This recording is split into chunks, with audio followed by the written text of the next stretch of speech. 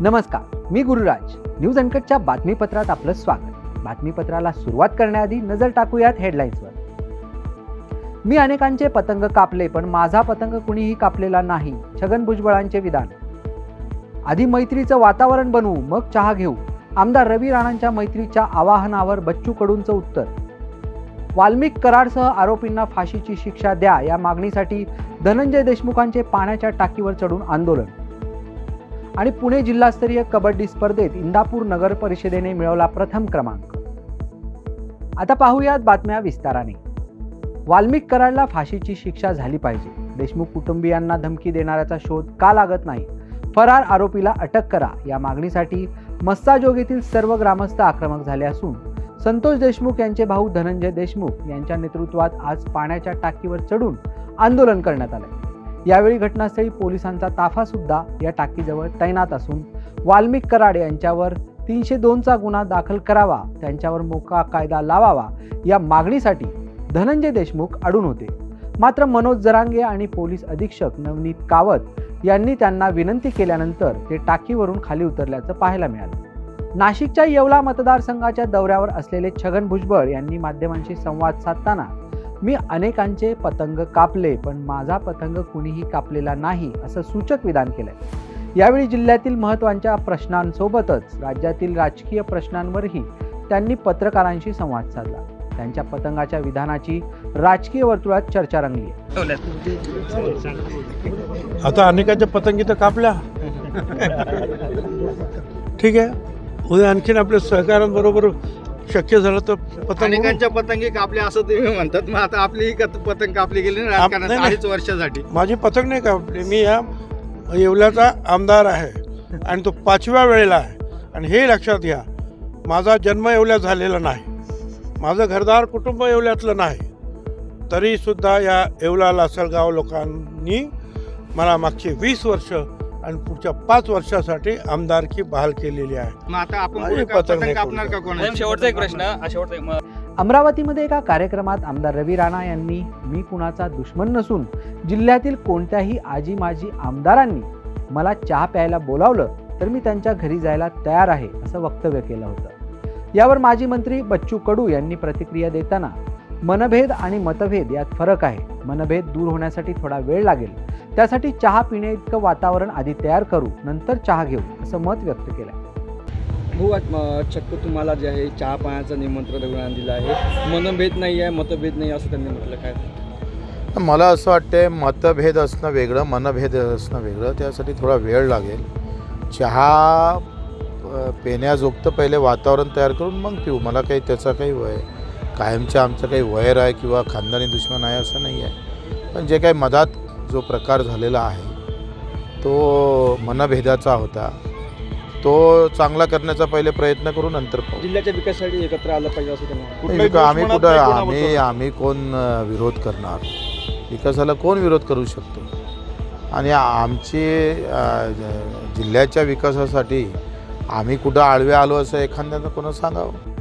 बीडमधील संपूर्ण मस्साजोग गाव भयभीत होत असेल तर मायबाप सरकार न्याय कधी देणार असा सवाल खासदार बजरंग सोनवणे यांनी SIT, CID आणि पोलिसांना केलाय.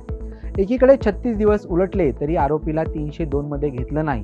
मुख्य आरोपीला सोडून मोक्का लावला जातो आणि दुसरीकडे मुख्यमंत्री म्हणतात मी कोणाला सोडणार नाही. हे कसं शक्य आहे असं मत खासदार बजरंग सोनवणे यांनी माध्यमांशी बोलताना व्यक्त केलंय. ज्या आंदोलनाचा त्यांनी इशारा दिला त्या निमित्तानं मी त्याला भेटलं पाहिजे, गावकऱ्यांना भेटलं पाहिजे. जर अशा प्रकारे भयभीत वातावरण आमच्या गावामध्ये होतंय, कुटुंबाचं होतंय, तर मायबाप सरकार न्याय कधी देणार आहे? आणि न्याय देण्याच्या संदर्भात सरकार पॉझिटिव्ह आहे का? तर मी प्रेस घेणारच आहे. प्रेसमध्ये बरेच गोष्टी बोलेल, पण मला धनंजय आणि कुटुंबाला भेटायला आलो, त्यांना भेटून नंतर जाणार आहे. त्यांना विनंती करणार आहे की अशा पद्धतीने. आणि मायबाप पोलीस यंत्रणा काय करते? SIT वाले तुमचे आता काय CID बरेच काय पोलीस दिसतात, कुणाचे मी त्यांना बोलणार आहे की नेमके आहेत कुणाचे? बीड जिल्ह्याचे आहेत, SITचे आहेत का CIDचे आहेत? तर आम्ही तर काय ह्यांना कुणाला कॉन्टॅक्ट करत नाही. पण आता आलेत तर आता नेमकं हे काय काम करले त्यांना ते पण विचारणार आहे. लोकप्रतिनिधी म्हणून ते पण माझी जिम्मेदारी आहे. आणि मी आपण सर्वांच्या समोर विचारणार आहे त्यांना की आपण कोण आहात आणि ते काय करायला, आमच्या कुटुंबाला न्याय का मिळत नाही. बातमीपत्रात वेळ झाली छोट्याशा विश्रांतीची. पाहत रहा न्यूज अनकट. ऐतिहासिक वारसा लाभलेला मराठ मुलूक महाराष्ट्र. या महाराष्ट्राला विविध रंगी छटा आहेत. साहित्य, कला, पर्यटन, नृत्य, भाषा, संत परंपरा अशा विविधतेने तो नटलेला आहे. हीच गौरवशाली विविधता जपत सुवरंग मराठी केवळ महाराष्ट्राच्या सांस्कृतिक संहितेपुरते मर्यादित न राहता समकालीन नवकल्पनांवर आधारित कार्यक्रमांद्वारे मराठी मनोरंजन विश्वात स्वतःची एक अनोखी जागा निर्माण करत आहेत. मराठी मनोरंजन क्षेत्रातील उत्तम दिग्दर्शक, लेखक आणि निर्मात्यांच्या प्रतिभेचा पुरेपूर वापर करून मनोरंजनाचा आगळा वेगळा रंग उधळण्यास आम्ही सज्ज आहोत. स्वरंग मराठीचे उद्दिष्ट मराठी मनोरंजन क्षेत्रामध्ये मनोरंजनाची वहिवाट सोडून रूढीवादी पद्धती तोडून मनोरंजनाचा समृद्ध अनुभव प्रदान करून देण्याचा आहे. म्हणूनच यात विविध पद्धतीचे मनोरंजक आणि माहितीपूर्ण कार्यक्रम स्वरंग मराठीवर बघता येतील. शेवटी एकच, धकाधकीच्या जीवनात धांगडधिंगा करण्यापेक्षा बसूया, हसूया, गाऊया, जगूया. नाती गोती श्रावण मोती गावामधले जिवंत रंग. नाती गोती श्रावण मोती गावामधले जिवंत रंग. चला जोडूया, चला पाहूया, जशी संस्कृती तसा स्वरंग. विश्रांतीनंतर पाहूयात उर्वरित बातमीपत्र. यवतमाळमधील शासकीय नोकरदारांना वेळेवर पगार मिळतो, मग दिव्यांगांना त्यांच्या हक्काचे अर्थसहाय्य का मिळत नाही, असा प्रश्न उपस्थित करून गुरुदेव संघाचे अध्यक्ष मनोज गेडाम यांनी जिल्हा प्रशासनाचे कान टोचले. जिल्हाभरातील दिव्यांगांची बिकट अवस्था असून शासकीय योजनांचा लाभ असो किंवा स्वयंरोजगाराची गरज, अशा कोणत्याही बाबतीत त्यांना सहकार्य मिळत नाही. आपल्या दुर्बल शरीराला घेऊन ते जगण्याची 2 हात करतात, परंतु शासनाकडून मिळणारे अर्थसहाय्य देखील वेळेवर मिळत नसल्याने गुरुदेव युवा संघाने आक्रमक भूमिका घेत तीव्र आंदोलनाचा इशारा दिला. कलेक्टर साहेब, तुम्ही दिव्यांगाचं जीवन जगू शकता का, हा माझा मोठा प्रश्न आहे. तुमचा वेळोवेळी कर्मचाऱ्यांचा, पगारदारांचा पगार होतो, परंतु आमचा 3 महिने झाले आहे निराधारांचा पगार झाला नाही. दिव्यांगाची शारीरिक कष्ट काम होत नाही. आणि जे वृद्ध लोक आहेत, 65 वर्षाचे लोक, त्यांना आधार फक्त अर्थसहाय्याशिवाय कोणता आहे नाही. गेल्या 3 महिन्यापासून त्यांना निराधार आल्या नसल्यामुळे त्यांनी गोटे माती खाव का, या माझा मोठा प्रश्न आहे कलेक्टर साहेब. आणि तो म्हणते मुख्यमंत्री 100 दिवसात पूर्ण करतो. स्वातंत्र्य होऊन 75 वर्षे झाले आहे, अद्यापही काही झालं नाही आहे. तर तुम्ही काय 100 दिवसात काय दाखवणार, काय सिद्ध करणार आहे? मुख्यमंत्री साहेब, हे गरीबाने चॉकलेट द्या नको, कोणता अधिकारी तुमचं ऐकत नाही, हा आमचा मोठा प्रश्न आहे. त्यामुळे 100 दिवसात काहीच होऊ शकत नाही. 75 वर्षामध्ये काही झालं नाही. गरीबाचे कोणी प्रश्न सोडवत नाही, निराधाराचे कोणी प्रश्न सोडवत नाही. फक्त कागदावर कागद घोटल्या जाते, त्याच्या अलावा काहीच नाही आहे. त्यामुळे माझी मुख्यमंत्री साहेबांना, जिल्हा अधिकारी साहेबांना विनंती आहे, मुख्यमंत्री साहेब, तुम्ही ज्या खुर्चीवर बसून आहे ना, आम्ही एक गरीब लोक तुम्हाला निवडून आणतो, तेव्हा तुम्ही त्या खुर्चीवर बसता, पण मानाची नाही तर तानाची तरी ठेवा. या दिव्यांगांनी, निराधारांनी तुम्हाला निवडून आणलाय, 3 महिन्यापासून त्यांना निराधार नाही काय, आम्ही गोटे माती खाऊ का, या आमचा मोठा प्रश्न आहे. मुख्यमंत्री साहेब, कलेक्टर साहेब, कलेक्टरने 2 महिने कर्मचाऱ्याला पगार नाही दिला तर आंदोलन करते, परंतु आमच्या दिव्यांगाला 3 महिन्यापासून निराधार नाही आहे, आम्ही गोटे माती खाऊ का, या आमचा मोठा प्रश्न आहे. आता लगेचच 3 दिवसात निराधाराच्या खात्यात पैसे नाही आले कलेक्टर साहेब, तर आम्ही काय करू? दिव्यांग, निराधार हे तुम्हालाही मालूम पडणार नाही. जय गुरुदेव. पुण्यात आयोजित जिल्हास्तरीय कबड्डी स्पर्धेत इंदापूर नगर परिषद संघाने प्रथम क्रमांक मिळवला. जिल्हा स्तरावर अधिकारी, कर्मचारी यांच्याकरता क्रीडा स्पर्धा आणि सांस्कृतिक कार्यक्रमाचे आयोजन शासनाच्या वतीनं करण्यात आलं. यात इंदापूर नगर परिषदेने यश मिळवल्यानंतर कर्मचारी आणि खेळाडूंनी मोठा जल्लोष साजरा केला. भंडाऱ्याच्या इटियाडो धरणातून सोडण्यात येणाऱ्या पाण्यामुळे यंदा 11,405 हेक्टर क्षेत्रावरील उन्हाळी पिकांना लाभ होणार असल्याची माहिती बाग इटियाडो विभागाकडून देण्यात आली. गोंदिया जिल्ह्यातील इटियाडो धरणाच्या लाभ क्षेत्रात गोंदिया, भंडारा भंडारा आणि गडचिरोली जिल्ह्यातील एकूण 17,980 हेक्टर क्षेत्राचा समावेश आहे. यावर्षी पुरेसा पाऊस पडल्याने धरणात पुरेसा जलसाठा आहे. पाण्याचे बाष्पीभवन, पिण्याचे पाणी वाटप आणि जलसंधारणासाठी लागणारे पाणी सोडल्यानंतर धरणातील उर्वरित 211.81 दशलक्ष घनमीटर पाणी उन्हाळी पिकांच्या सिंचनासाठी नियोजित करण्यात आल्याची माहिती देण्यात आली. यंदाची 17वी महाराष्ट्र आंतरविद्यापीठ संशोधन स्पर्धा रायगडच्या माणगाव तालुक्यातील लोणेरे गावात सुरू आहे. डॉक्टर बाबासाहेब आंबेडकर तंत्रशास्त्र विद्यापीठात ही संशोधन आविष्कार स्पर्धा पार पडत असून या स्पर्धेत राज्यातील एकूण 26 विद्यापीठातून 1000हून अधिक विद्यार्थ्यांचा सहभाग असल्याची माहिती विद्यापीठाचे कुलगुरू डॉक्टर कर्नल कारभारी काळे यांनी पत्रकार परिषदेत दिली. 13 आणि 14 तारखेला महाराष्ट्रातून 26 विद्यापीठाचे वेगवेगळे संघ 6 ट्रॅकमध्ये, ज्यामध्ये विज्ञान, तंत्रज्ञान, law, humanities, fisheries, animal husbandry अशा 6 ट्रॅकमध्ये UG, PG आणि PhDचे विद्यार्थ्यांचा सहभाग नोंदला आहे. जवळजवळ 777 विद्यार्थ्यांनी यामध्ये रजिस्ट्रेशन झालं असून सगळे विद्यापीठाचे 26 विद्यापीठाचे कुलगुरू आणि सन्मानी अतिथी या कार्यक्रमाला येऊ घातलेले आहेत.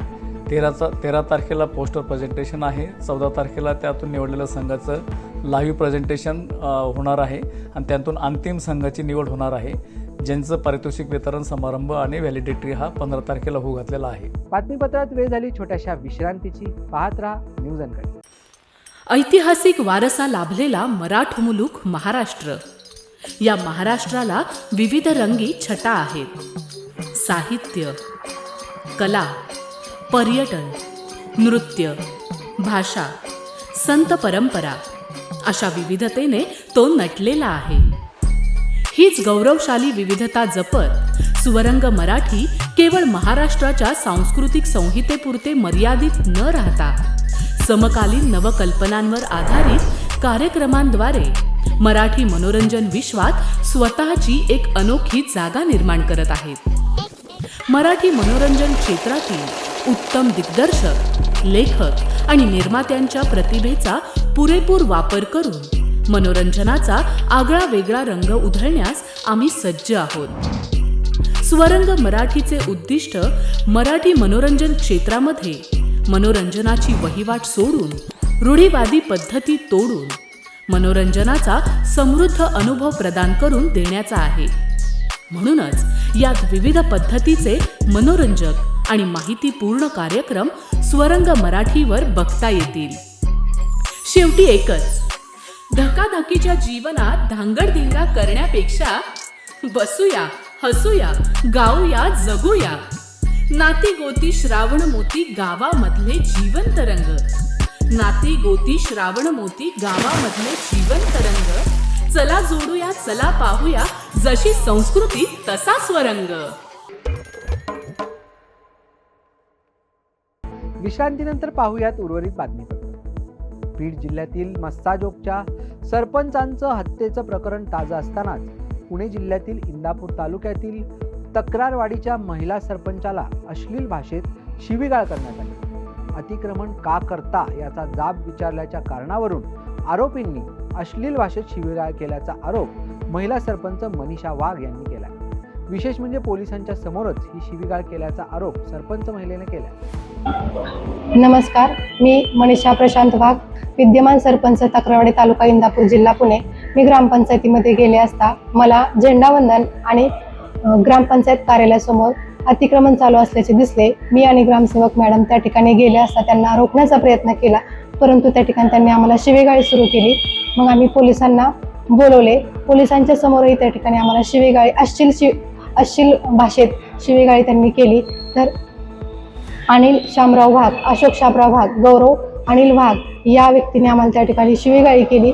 या सदर प्रकरणाचा आम्ही बिघोण पोलीस स्टेशन या ठिकाणी गुन्हा दाखल केलेला आहे. या गुन्हा दाखल केला आहे. तरी मला आज कळतंय की टेबल जामीन पोलीस प्रशासनाकडून या ठिकाणी चालू आहे. महिला आज असुरक्षित असताना सुद्धा पोलीस प्रशासन त्याच्याकडे जर दुर्लक्ष करत असेल तर मला आणि माझ्या कुटुंबियांना न्याय आणि संरक्षण मिळावं. भंडाऱ्यात बावनथडी नदीपात्रातून वाळूची तस्करी होत असल्याची माहिती गोबरवाही पोलिसांना मिळाल्यानंतर लेंडेझरी रोंघा मार्गावर पोलिसांनी सापळा लावून रेतीचे 3 टिप्पर पकडले. या टिप्पर चालक मालक या दोघांनाही ताब्यात घेऊन त्यांच्यावर गुन्हा दाखल करण्यात आला. मात्र एकीकडे जिल्ह्यात कारवाई होत असतानाच तस्करीच्या घटना कमी होताना दिसत नाही. गोंदियातील गोंडी टोला येथील इंडियन गॅस कंपनीच्या गोदामात घरगुती गॅस टाकीतून गॅस काढणाऱ्या दोघांना रामनगर पोलिसांनी रंगेहात पकडले. सुरेश परतेती आणि सुरेश दमाहे अशा आरोपींची नावे असून त्यांच्या विरुद्ध रामनगर पोलिसांमध्ये तक्रार दाखल करण्यात आली. कित्येक दिवसांपासून हा प्रकार सुरू असल्याचा संशय आल्या कारणाने रामनगर पोलिसांनी इंडियन गॅस कंपनीच्या गोदामावर छापा टाकून या दोघांना अटक केली. वेळ झाली या बातमीसह या बातमीपत्रात इथेच थांबायची. पाहत रहा न्यूज अनकट.